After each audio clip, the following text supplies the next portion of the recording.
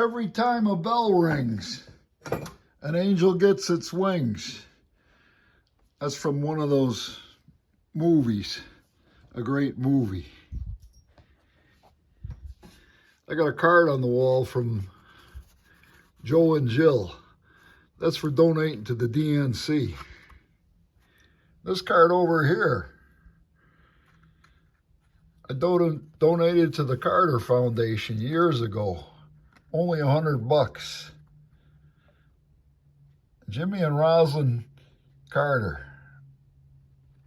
2 different signatures. I'm sure that's the real deal, not a machine-made thing. A true class guy. A man who worked on a nuclear sub. One of the smartest presidents we've had. He helped Canada out with a nuclear problem, training the crew to go in the reactor for 90 seconds at a time and get out. He taught Sunday school since he was 16 years old and was very active in his church. The churches need a lot of volunteers, especially for the classes. Married 75 years. That's family values. Either that or there's nobody else that'll put up with either one of you. He had a great brother, Billy. I'm old enough to remember Billy Beer. And if I had a brother that was a president, I'd probably have my version of Randy Beer. Go figure that one out. People down south know how to have fun.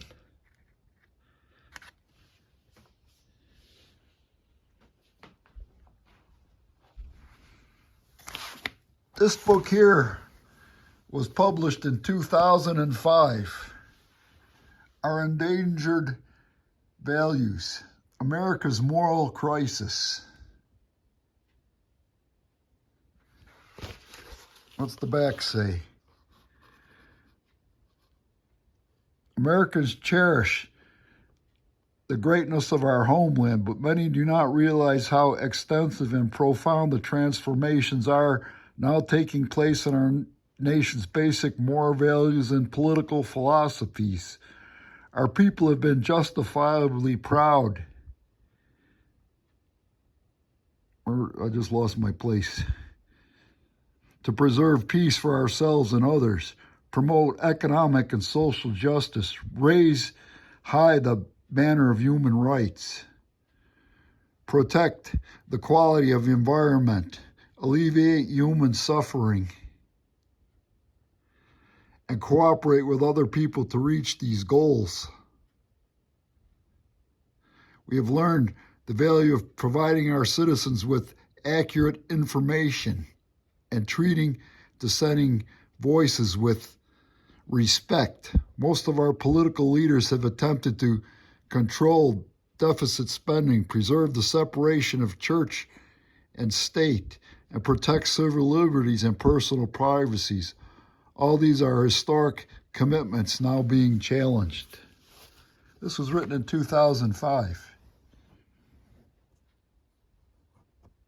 And the jacket, I'll read the jacket here for you.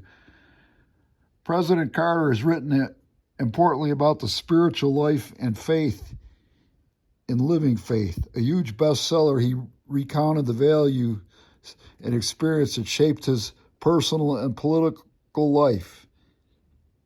In comparison, the book Sources of Strength, also a bestseller, he mediated on 52 of his favorite Bible lessons he has taught. Some guy couldn't even name one of his favorites. It's probably in a golf handbook. Our Endangered Values, Carter offers a personal consideration of moral values. He puts forward a passionate defense of separation of church and state and strong warning where the country is heading as lines between politics and rigid religious fundamentals are blurred. Now he describes his own involvement and reactions to some disturbing social trends that have taken place during the last few years.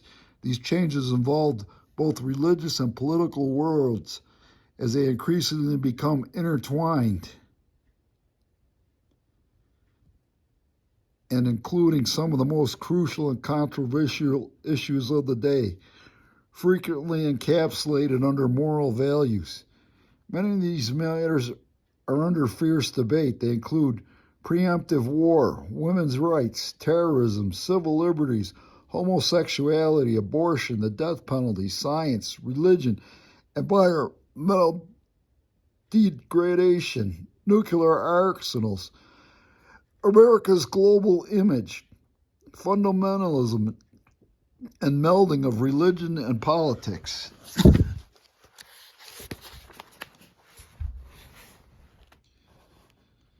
Sustained by lifelong faith, Jimmy Carter assesses these issues in a forceful and unequivocal but balanced, courageous way. Our Endangered Values is a book that has millions of readers have eagerly awaited.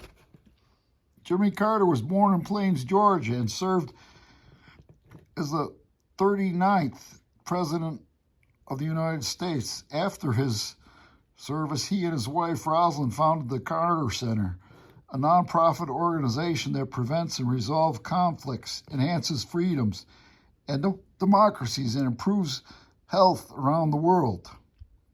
He is the author of numerous books, including As the Hour Before Daylight, recognized as an American classic. Since leaving the presidency in '81, President Carter earned a Nobel Peace Prize for his humanitarian work at the Carter Center. And I don't know if the Carter Center is still in business. I imagine it is under different management. And I'll have to reread this book.